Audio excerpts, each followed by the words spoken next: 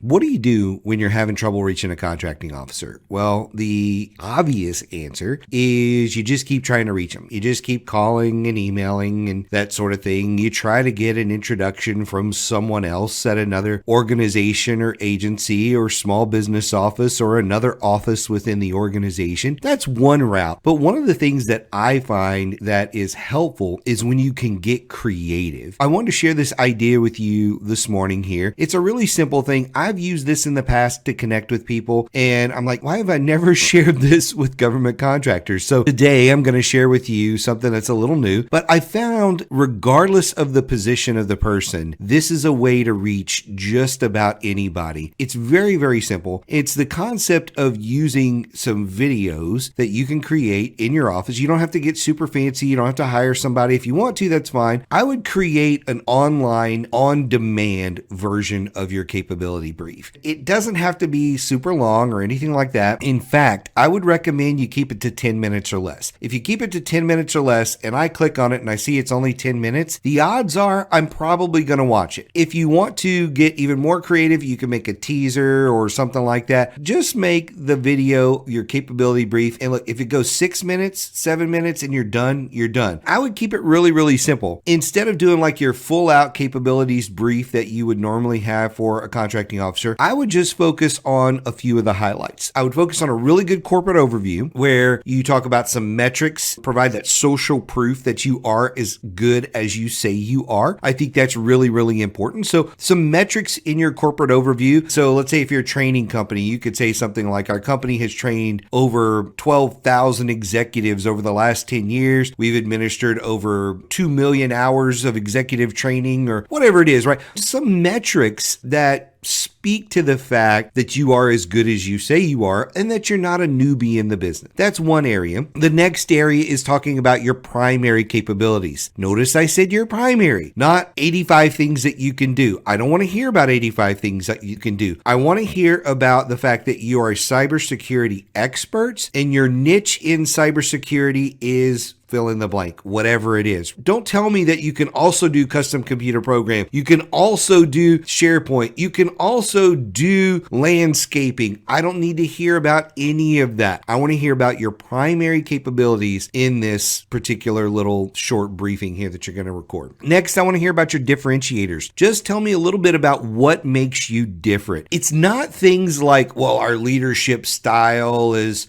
second to none. Well, that's really, really vague and doesn't really communicate anything. Now, if there is something specific about your leadership style, like we have this model that we use here that's extremely rare, it's not used in most organizations, that's something you can talk about. But to just say our leadership style, that doesn't make you any different. One of the things that I am always telling clients about is to come up with unique systems and branding for their stuff. If you are a tech company, then maybe there's a model that you use. And that model that you use is something internally that you've created. It's got some sort of acronym. It's easy to follow. It's 3-4 letters, something along those lines, but it's your model. And that model is what makes you different than your competitors. So describe it in those terms, not just, hey, we've got great leadership styles and cutting edge software and technology and that kind of stuff. Really, you need to describe what sets you apart. I would mention any of your certifications. So if you've got, your 8A and your WSB and HubZone and all those types of things, I would mention those, but I wouldn't fixate on them. So I'd probably leave that towards the end of your briefing. And then I would talk about the contracting vehicles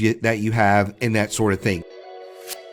Did you know we have our own community for government contractors? It's called Federal Access. Just visit federal-access.com/game changers and you can get 50% off your first month. This thing is packed full of all kinds of resources, templates, documents, strategy guides, everything you need to be a government contractor. And it gets you in our inner circle where you have direct access to myself and my partner, Josh Frank. So go check it out today at federal-access.com/game changers. Now let's get back into this episode. If you really want to spice this thing up, what I would do is I would create a foundational capability brief video. And that foundation would be something that you use over and over and over again. But when you send it out, I would create a custom like 30-second, 45-second message for the contracting officer that you're sending it to. Maybe you're sending it to Cheryl. And so before you send it out there, you shoot a quick video, preferably in the same shirt that you shot the capabilities brief in. Or here's another idea. You can also shoot the video just behind your PowerPoint. I like to have somebody's face in it. So if you're going to do that, have it to be one of those where there's the video in the corner of the PowerPoint type thing. But let's go back to the custom part of the video now. When you do that, and let's say it's for Cheryl, the contracting officer, simply say something like, hey, Cheryl, I'm really looking forward to working over at Fort Hood. I've noticed that you are one of the primary buyers there. Just 2 or 3 quick little things. I'd really appreciate it if you could take a couple of minutes to watch this video. I've been trying to contact you, but haven't been able to reach you. I'm sure you're super busy. Just something along those lines, and just let Cheryl know you're not going to give up, right? That's part of what that's about, but it's custom and it's a bit of a wow factor just for you to tack that onto the front of the video. And then you can just say something like, hey, now I'm going to dive into our capabilities brief. And then it just transitions right into the capabilities brief. So that's as hard as this has to be. You don't have to complicate this. You don't have to, go out and hire a marketing firm to record it or anything like that. You can either record it on your iPhone or a camera or whatever, slap this stuff together, and now you've got something that you can use to send to these contracting officers that you can't reach or that you have a hard time reaching. Now look, you could also use tools like Loom. That's one of the video tools that are out there. There's a bunch of different ones. I think you have to have a paid Loom account to go over 5 minutes. But anyway, it's worth it to have an account like that so that you can upload it to a system, and then when the contracting officer clicks on it, you'll actually get a notification that they clicked on it and watched the video. That's a pretty cool thing. So then you can sit back and go, or instead of sitting back and saying, hey, I don't know if Cheryl's watched the video, you can go and look at your analytics and go, I've got a notification that Cheryl watched the video. Now I'm going to reach back and say, hey, Cheryl, it looks like you had a chance to watch the video. I'd love to connect with you and answer some questions. I have a handful of questions for you. It'll only take like 10 minutes, but it allows you to follow up and to know when to follow up. Because look, maybe part of the problem is Cheryl's on vacation. Maybe part of the problem is Cheryl's,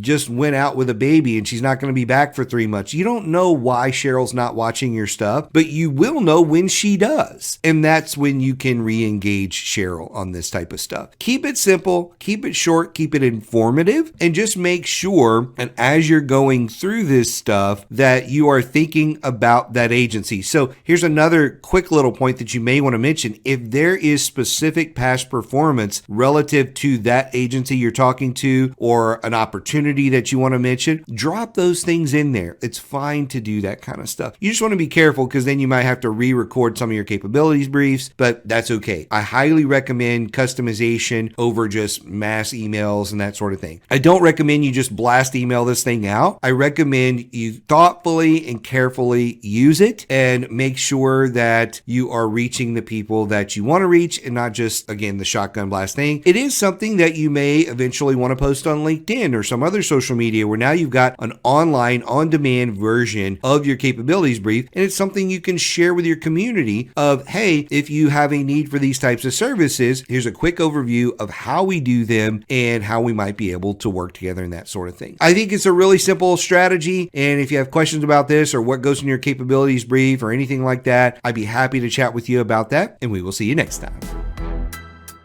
I really hope you enjoyed this episode of Game Changers. If you did, please go like and share this episode on your social media, as well as rate and review the episode. That helps other government contractors find out about the podcast and benefit just like you. We'll see you next time.